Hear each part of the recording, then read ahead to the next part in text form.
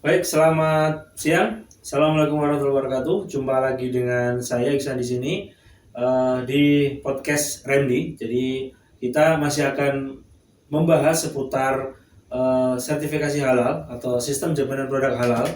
Kalau yang lalu kita sudah berdiskusi dengan Pak Idam selaku beliau adalah praktisi dari pelaku usaha dan juga praktisi dari sistem jaminan halal. Maka pada kesempatan kali ini saya memiliki tamu yang tidak kalah istimewa. Beliau adalah seorang yang sangat amat berpengalaman di dunia regulasi sebagai regulator beliau, dan saat ini beliau aktif di Dewan Pakar di Pelki. Langsung saja kita sambut tamu kita pada pagi hari ini, Bapak Sodikin. Selamat datang, Pak. Ya, selamat datang Mas Isa. Terima Eh, kasih. Pak Sodikin, lebih afdolnya kita minta untuk memperkenalkan diri, siapakah beliau. Jadi nanti teman-teman bisa tahu dengan jelas sepak terjang atau pengalaman yang sudah dimiliki oleh Pak Sodikin. Monggo silakan Pak Sodikin. Ya, terima kasih Mas Ihsan. Ya, saya sebetulnya pensiunan dari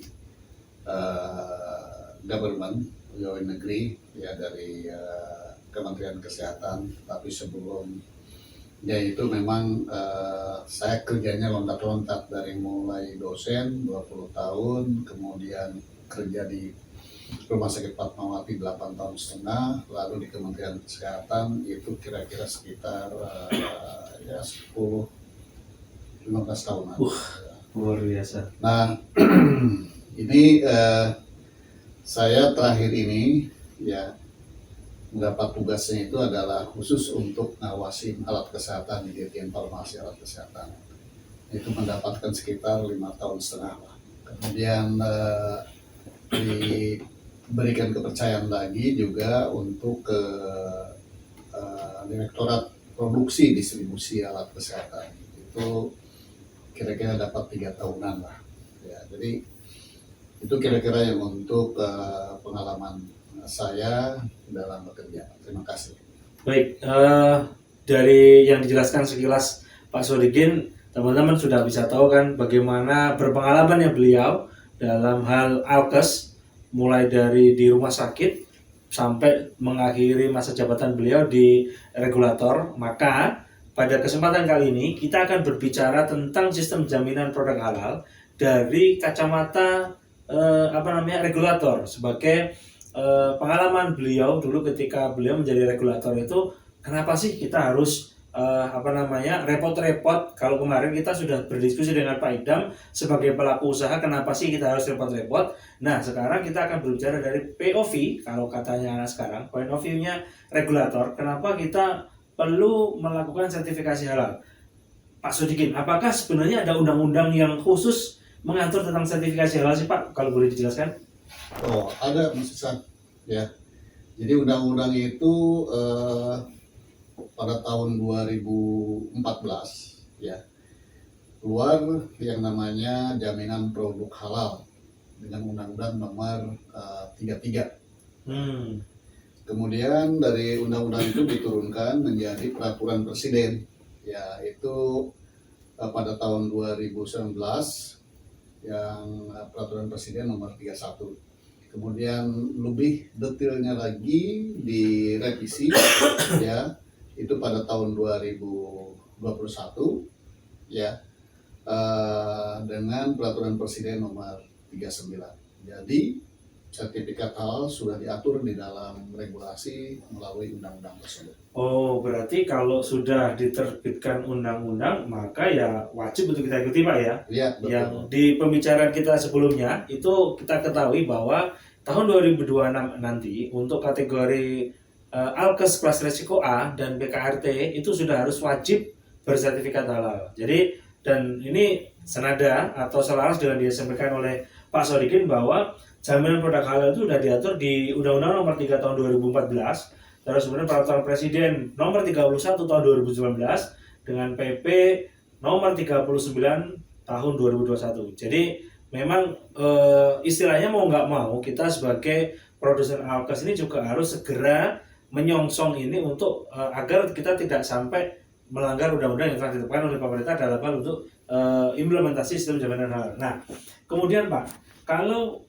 kita bicara Alkes sendiri nih Pak, jadi kan Alkes ini istilahnya kalau kemarin Pak Idam cerita itu peraturan tentang penerapan sistem jaminan halal ini sudah dibahas jauh-jauh dan sudah ditetapkan jauh-jauh hari. Nah, kalau aturan sendiri tentang sertifikasi halal untuk Alkes ini gimana Pak aturannya Pak? Nah, itu diatur karena alat kesehatan itu adalah spesifik ya. Di lain itu ada juga untuk obat, untuk produk biologi, ya termasuk alat kesehatan. Ini diatur dalam peraturan Presiden nomor 6 tahun 2023. Berarti memang ada malah khusus spesifik lagi Pak ya, untuk Alkes sendiri ya.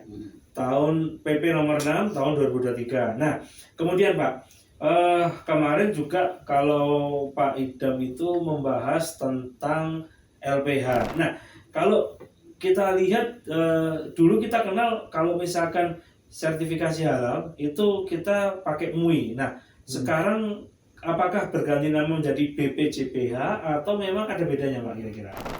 Ya, ada perbedaan antara yang memberikan sertifikat ya untuk halal. Ya, MUI itu adalah lembaga bukan pemerintah, jadi hanya sebagai NGO lah katakan ya dari MUI ini.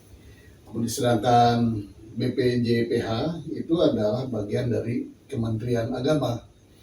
Jadi yang mengeluarkan sertifikat halal itu adalah BPJPH. Oh, berarti bukan lagi MUI Pak ya? Ya, sekarang ini kepala BPJPH-nya itu adalah Babe Haikal.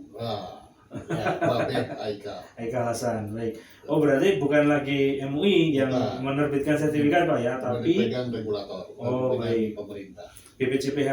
Nah, berarti BPJPH di sini adalah perwakilan dari pemerintah atau negara Pak ya, atau regulator. Ya, nah, kemudian Pak, kalau untuk ini standar sistem manajemen halal sendiri yang baku itu seperti apa Pak? Ya, standar sistem manajemen halal yang baku ini adalah menurut undang-undang dan peraturan pemerintah itu jaminan produk halal. Sistem manajemen yang baku adalah sistem jaminan produk halal SJPH. Ya.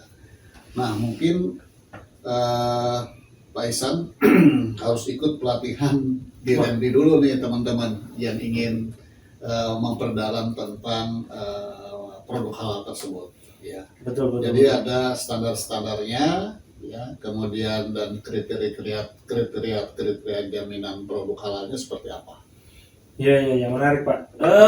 Sebenarnya teman-teman kalau ingat kemarin juga pesannya Pak Idam, karena beliau sebagai praktisi, beliau kemarin juga berpesan kita untuk lebih detail lagi belajar tentang SJPH, mulai dari penyusunan SOP-nya, implementasinya, cara memberikan awareness kepada tim kita dan sebagainya. Itu kita akan dibahas tuntas dalam pelatihan yang akan dilaksanakan oleh Remdi pada Januari 2026. Selaras dengan yang dipesankan dari Pak Sodikin tadi, bahwa untuk agar kita tahu nih peraturan mana saja, implementasi standar manajemen untuk SJPH yang standar seperti apa, itu semua akan dibahas di pelatihan yang akan dilaksanakan pada bulan Januari 2026 mendatang. Nah, sebelum kita tutup pembicaraan singkat kita pada siang hari ini, mungkin dari Pak Sodikin ada pesan dari Pak Sodikin khusus kepada para pemirsa bahwa kenapa sih mereka harus ikut Pak di pelatihan nanti Pak? Ya, Bapak Ibu sebagai penyedia daripada alat kesehatan, mungkin termasuk juga tidak hanya alat kesehatan, ada perbekalan kesehatan rumah tangga, ini juga penting. Ya, ini satu positif bila Bapak Ibu ingin mengikuti dari program pelatihan yang dilaksanakan oleh RMD ini. Yang pertama adalah punya ya atau paham tentang kewajiban sertifikasi halal itu berasal dari konsep syariat agama Islam yang memberikan kenyamanan dan kepastian akan halal suatu produk. Kemudian tentu saja alat kesehatan halal ini barang gunaan yang halal dan memberikan kenyamanan kepada masyarakat ya pengguna, terutama yang muslim. Ya, misalnya contoh alat yang ingin kita pasang ke tubuh kita. Ya tentunya kalau orang muslim tuh minta yang produknya Halal. dibuat dari apa, Oh, iya. halal seperti apa, gitu ya. Kemudian kedua, konsep halal itu sendiri ya, yang dikatakan halalan toiban, artinya halal dan baik atau higienis. Yang berarti ini sertifikasi halal ini sesuai dengan konsep kesehatan sebagai barang gunaan yang higienis. Dan ketiga, ya diketahui sekitar 82% masyarakat Indonesia adalah muslim kan. Ya, kita tahu dari jumlah sekitar 230 juta adalah pasar alkes di Indonesia. Jadi ini merupakan peluang besar bagi pelaku usaha atau industri untuk mendapatkan market share yang lebih besar dengan adanya sertifikat halal. Baik, teman-teman semuanya, jadi itu adalah pesan dari Pak Sodikin bahwa sebagai pelaku usaha industri alkes, terutama alkes kita yang akan kita bahas di tahun 2026 nanti sudah akan diwajibkan untuk kelas resiko A wajib bersertifikasi halal, dan tadi juga sempat disinggung oleh Pak Sodikin bahwa untuk perbekalan kesehatan rumah tangga juga akan diwajibkan di tahun 2026 untuk sertifikasi halal. Maka agar Anda nanti tidak ketinggalan dan Anda juga tidak tersandung perizinan sertifikasi halalnya, maka kami tunggu kehadiran Anda pada acara pelatihan sistem jaminan halal yang akan dilaksanakan oleh Remdi pada bulan Januari tahun 2026. Jadi nanti untuk info dan pendaftaran kita akan share segera. Jangan lupa seat terbatas. Bapak Ibu bisa segera mendaftarkan masing-masing dari perusahaan 2 personel untuk mengikuti acara tersebut, dan seat akan kita batasi 30 peserta. Kalau sudah penuh nanti langsung akan kita close. Terakhir Pak, pesan buat kita semuanya sebelum ditutup acara bincang-bincang kita kali ini Pak, agar mereka nanti bisa ikut di bulan Januari. Ada pesannya nggak Pak kira-kira Pak? Ya, ini kalau kita mengikuti regulasi dan kita harus mengikuti ya tentang regulasi yang dikeluarkan oleh pemerintah Indonesia ini, yang kita bicarakan tentang halal, tentunya teman-teman sudah harus bisa mengikuti ya paling tidak apa-apa saja ya tahapan-tahapan kalau kita punya satu produk yang betul-betul dinyatakan halal ya.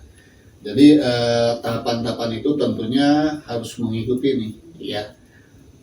Seperti apa regulasinya, kemudian implementasinya seperti apa, itu yang paling penting Pak, bisa. Ya, jadi saya harapkan mungkin teman-teman di industri alat kesehatan, termasuk di industri di perbekalan kesehatan rumah tangga, ini momen yang baik, jadi supaya bisa terpapar atau tersosialisasikan, membantu pemerintah sampai sejauh mana regulasi yang dikeluarkan oleh pemerintah tentang produk-produk yang halal tersebut. Baik. Terima kasih atas bincang-bincang yang sangat luar biasa ini Pak Sodikin. Tentunya kita akan tunggu kehadiran dari teman-teman semuanya Pak Sodikin ya. Kita akan bertemu lagi nanti di acara tersebut.